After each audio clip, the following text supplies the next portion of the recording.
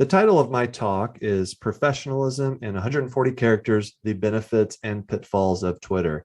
Hi, everybody. I'm Dr. Glockenflecken.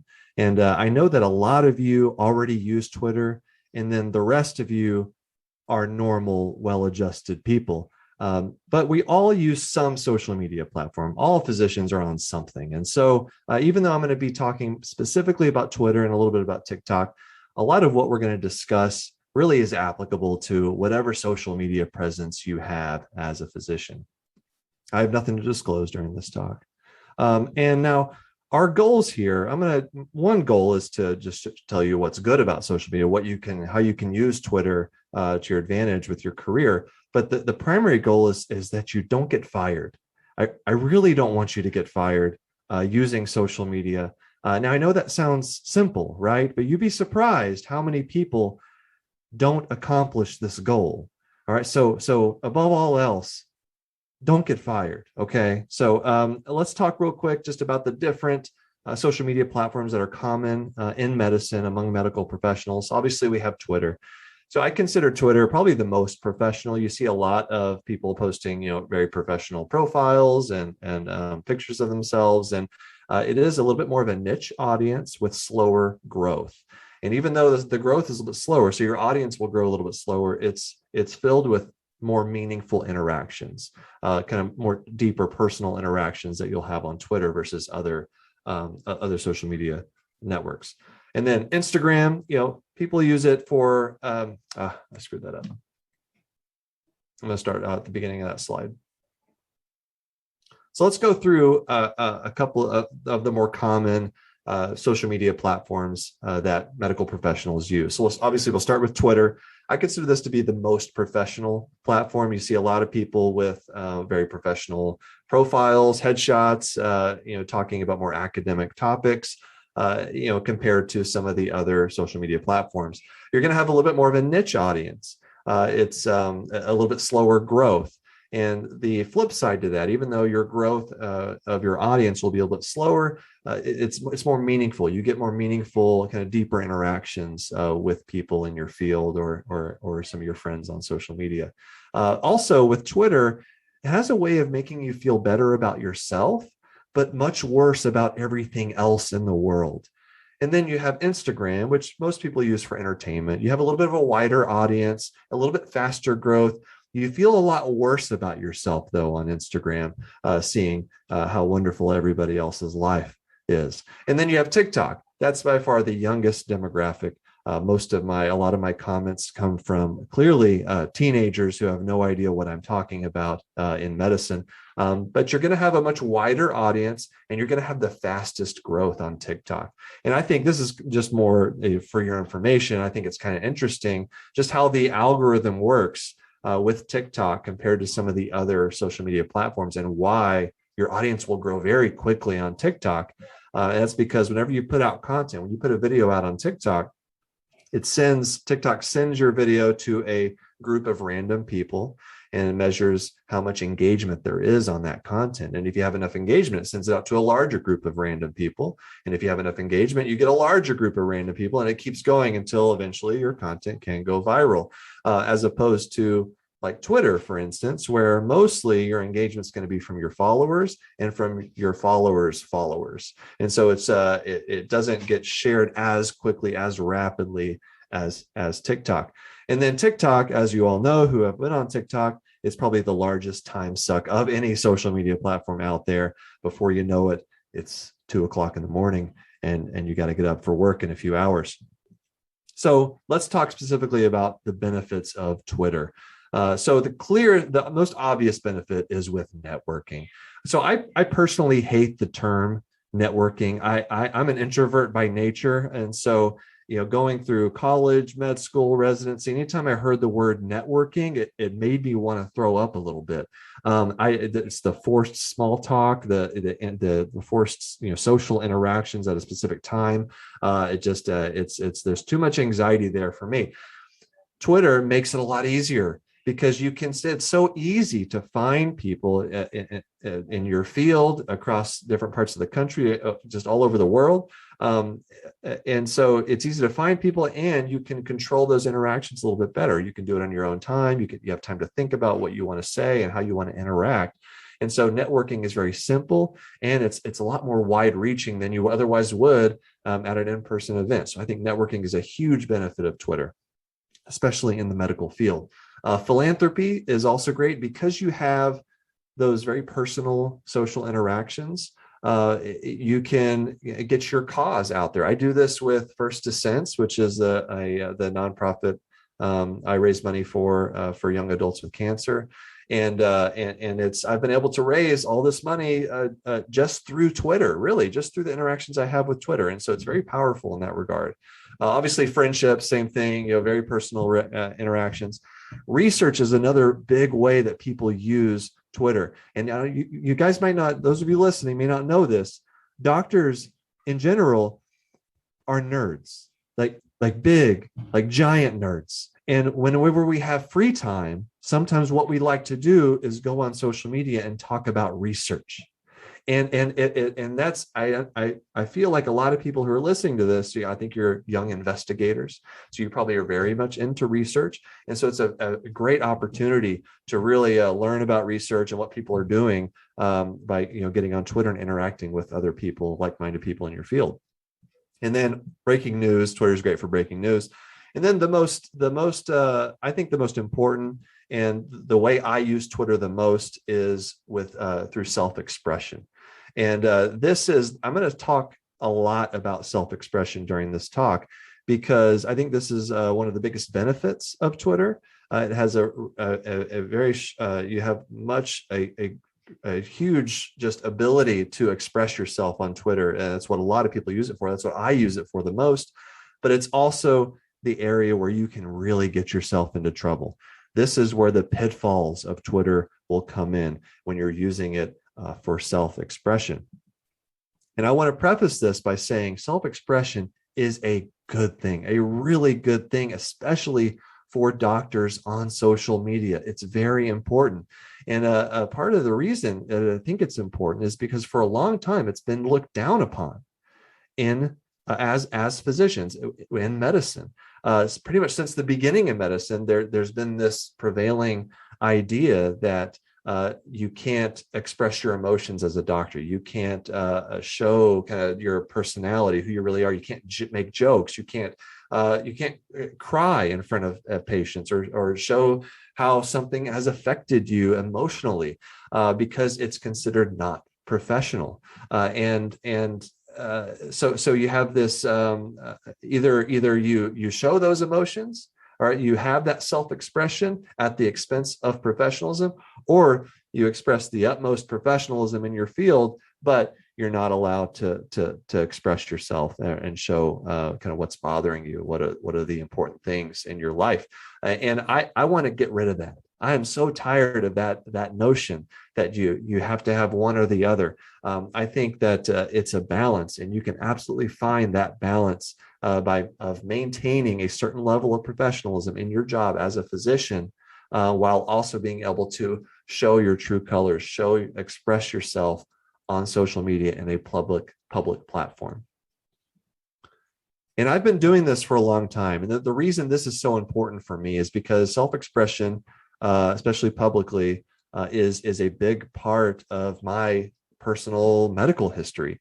So when I was a third-year med student, I woke up one morning and I found a lump in my testicle, and I knew that I wasn't supposed to try to grow another testicle at the age of 25. And so something was wrong. I went in, got it checked out. Sure enough, cancer. And then I had surgery. I recovered okay. And about 4 years later, I had cancer in the other testicle. I was one of the lucky 2% of people who have testicular cancer who end up getting it in the other testicle. And then 4 years after that, I had a cardiac arrest in my sleep. I swear, every 4 years, I try to die. And my wife, she is sick of it. She's so tired. She's really has asked me very nicely not to do it again. So I'm going to try to oblige her of that. But the way I have coped throughout my life with these things, with these, horrible things that have happened, these health challenges I've had, is through comedy. I mean, I'm a comedian. That's just what I do. I see everything through a lens of humor, and it's my self-expression. That's what I do. I make fun of the things that I've gone through in life, and things that are part of my day-to-day life, and I just tell jokes. And there's no better way, honestly, to toe that razor thin line between the benefits of social media and the pitfalls of social media than trying to tell jokes as a doctor on publicly on social media. It has a lot of potential benefits. The highs can be really high, but you can really get yourself into trouble very quickly telling jokes as a physician. And it really comes back to that thought for decades that you're not supposed to do that as a doctor. And that's what I'm trying to, I really try hard to get rid of, and show that you can have it both ways. You can be professional and show yourself in whatever way you choose. And the reason I'm even talking about this, and the reason I think it's really important, really is summed up well by this philosopher who said, if you laugh at my joking, it means we are alike in some way, that we see the world similarly. This all comes back to our interactions with patients and the perception of doctors in the public eye. Because of this idea that doctors can't be themselves or can't show emotion, there's this disconnect between, sometimes with our patients, or definitely with the public, and doctors. And what I've learned as a patient in the medical system is that I want my doctors to seem like normal people. I want my doctors to have emotions, to be able to know that they can empathize, and they can crack a joke. They can be sad. They can be affected by what they're seeing in their job on a day-to-day basis. That's so important. And so self-expression allows us to do that, especially on social media. That's why it's so important, because the public is seeing that. They're seeing what we're putting on social media, but obviously it can be a double-edged sword, right? They're seeing us be humans. They're seeing us be normal individuals, but they can also see everything that we're saying. And so what I want to do for the rest of this talk is just try to give you tips, try to give you strategies, things to avoid, things to not do, all right, in order to be able to maintain that balance, right? Maintain that certain level of professionalism, but also do the very important task of showing people who we are as doctors and what affects us, what excites us, all those emotions, all right, be able to show that to the public, which is very important. So the first tip, all right, my social media rules for doctors. These aren't all comedy related. Some of them are, but the first thing, know your audience, all right? And when I say that, I mean, it's very easy to post something on Twitter or TikTok, and with the idea of like, this is for my doctor friends. This is all the doctors that I follow on social media or that follow me are going to see this, and they're going to love it. It's great. But you got to get into the mindset that, okay, they're going to see it. All the doctors see it. Maybe they're the only ones that are going to care about it. Maybe no one cares about the research project that you're working on outside of your little field, but there's a lot of different groups on social media, on Twitter, and everybody will see it, not just the doctors in your field, doctors in every other field, people with different perspectives on life, med students, nurses, patients, people with chronic illness, people with disabilities. They're going to see what you write. And if you are not thinking about how your words will be perceived by different groups of people outside your own little sphere of medicine, then you can get yourself into trouble by not taking that perspective into account before you post something. So just know your audience. Mainly think about your audience as being everybody, all right, with a smaller subgroup of people that might actually care what you have to say. So know your audience. All right, next one. This is the most important one for me as a comedian. All right, punching up, not down. Now, I didn't make this up, right? Everyone's heard this, punch up, not down. This is a central rule of comedy. It's always better to make fun of, make jokes, make light of structures, power structures that are above you, right? That you have no control over, that have more power over you, and you can't go the other way with it. A good example of this that we've all experienced probably is with med student skits. So a lot of med schools, the med student class will put on skits where they make fun of their attendings. I'm sorry if you're hearing some background noise. I'm like in a side room in our operating room. But the med student skits are very, it always goes really well because everybody loves, the med students are making fun of the attendings who have the power in that relationship, right? There's that hierarchy. But it would be horrifying if the attendings did skits making fun of the med students. You don't see that. That would be awful because it's no longer comedy. If you're punching down, it's bullying. All right. And so you have to keep that in mind. The reason this is so incredibly important when you're telling a joke on social media, or you're making fun of something, or or having some kind of acerbic observation about something that irritated you that day, it's very important to keep in mind that power dynamics are everywhere in medicine. Everywhere, everything's a power dynamic. Think about it. You got your med students, you got attendings, you got nurses, you got residents, fellows, and there's all these perceived power dynamics. People are perceived as having more power or less power than another group, and so it's really important to keep that in mind when you post something that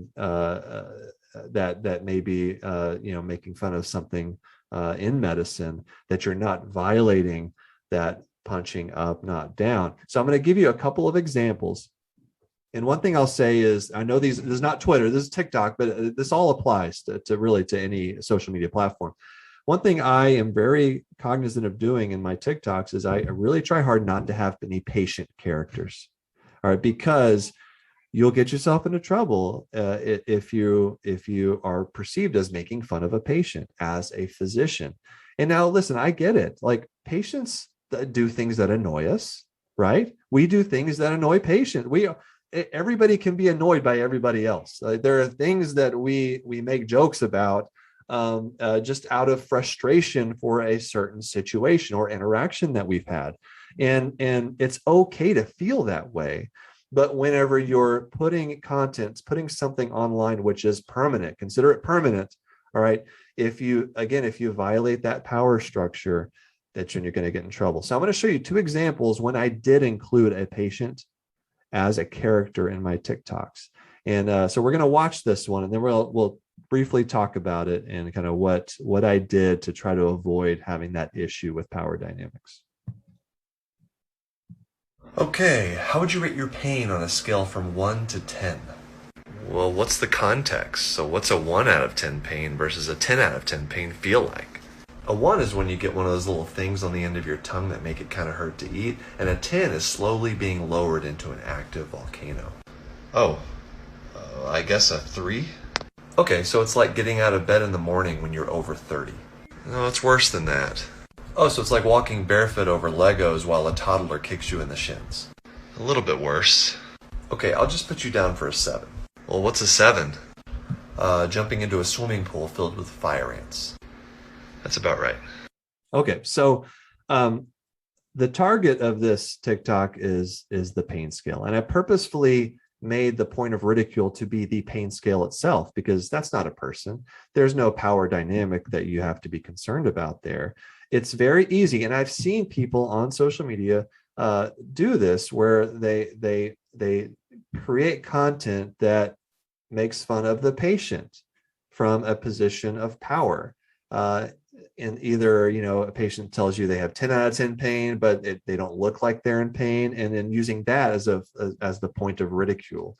And that's not something you can do. That's not okay. It's not okay to question a patient's motives like that, because it sows distrust among patients and physicians. And that's the last thing that any of us should be doing, because there's already enough problems with right now with the pandemic going on, with trust and distrust between patients and doctors. And so what I did was I focused it on the pain scale itself, how arbitrary it is, how it means nothing without context. And I let that be the point of comedy, and I took it away from the actual relationship between the two people. So that's one example where I used a patient, but it ended up okay, again, because I paid attention to the power dynamics there. I'll show you. Now, I'm not perfect. Okay, I trust me. Everything I'm telling you not to do, I have done those things. I have made mistakes. You don't do comedy really without making a mistake along the way. You learn from it. And that's kind of how I'm right here right now telling you what not to do, because I have made all these mistakes myself. So I'm going to show you an example, another example, actually more recently, where I did include a patient, and I knew that it might be an issue for people. And sure enough, I got some angry emails, and but I still stand by this video, and we'll talk about why. So let me show it to you. Well, sir, I'm not sure what's going on yet, but we're going to send you for some tests. Oh, okay. We're going to do some lab work, of course. We're going to do a whole body CT scan. Okay. We're going to get a lumbar puncture. No problem. We're also going to do a colonoscopy. Hey, you're the doc. Followed by a brain biopsy. You got to do what you got to do. We should also do an experimental surgery where we replace your spleen with a second liver. Hey, I trust you, doc. Whatever you say. And let's go ahead and get you a COVID vaccine. No. I'm sorry? I'm not getting the vaccine. It significantly decreases your risk of becoming critically ill or dying from COVID. I just don't know if I can trust you. You just said you trusted me. Well, that was before you recommended something that the TV told me is problematic. I just don't want you to get sick. I promise you it's safe. Doctors don't know everything. I went to school for years. This is the exact thing I know about. I'll take my chances with the virus. Well, do you still want the second liver surgery? Oh, yeah. So you could absolutely make a valid argument that was unprofessional, that I'm towing the line right between benefits and pitfalls, and then maybe I'm falling a little bit more toward the pitfall side, and certainly people did make that point to me. And the reason I did this is because I wanted to highlight the hypocrisy of not trusting doctors only when it comes to vaccines, because that's something that we've all struggled with during this pandemic, is having people trust our opinions on anything in medicine except for vaccines. And so I knew going into it that this might be a touchy video for a lot of people. And so a couple things I did. One was I made sure that the doctor character in this video was not making fun of the patient in the video. All right. I let the viewer, I let you guys come to the conclusion of how this interaction went, and who's in the right, who's in the wrong. But the character itself is not ridiculing the patient. In fact, you could see how actually the patient maybe has a little bit more power in this than the doctor does. And then the doctor's kind of on a little bit more on the defensive, and so I tried to kind of flip that dynamic a little bit. And also everything that the patient character in this TikTok says were actual statements that were made to me, that have been made to me either on social media or in person. And so that was an example of maybe something not to do. At least you really think about it. I just wanted to show you where you can get into trouble. And I certainly got into a little bit of trouble. I had some kind of people that were upset with me about that. And so, but I want to kind of caution you on doing something like this, unless you're very purposeful about every part of the content when you're doing something like this. So if nothing else, really stay away from depicting patients if you can, or really anything that could remotely be construed as ridiculing a patient. Again, I'm not perfect.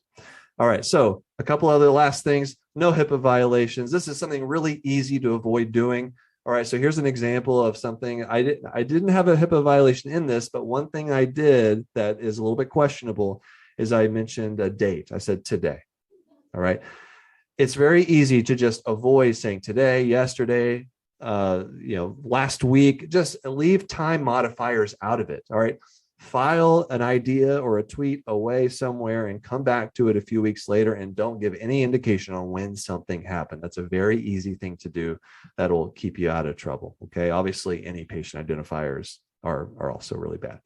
And then if nothing else, you can always make fun of yourself. If you're not sure how to word something, or you have an idea, something you want to say, a joke you want to tell, an anecdote, and you want to throw a little humor in there, you can. Self-deprecating humor is a wonderful thing, because it's always safe. You can always make fun of yourself. And I do this, you guys know, on Twitter, TikTok. I do this all the time. I'm constantly making fun of ophthalmologists and our loyal scribes.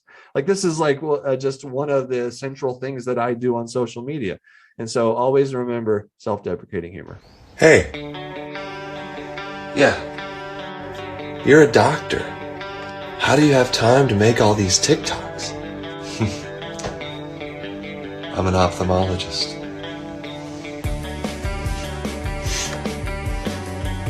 Son of a bitch. And that's it. So thank you all for your attention. And I hope to see you all on Twitter, on TikTok. All right, expressing yourselves, showing who you are, showing that doctors are real people with real emotions. That's a wonderful thing. It'll bring us together as doctors, as patients, as a society. So thank you for your attention.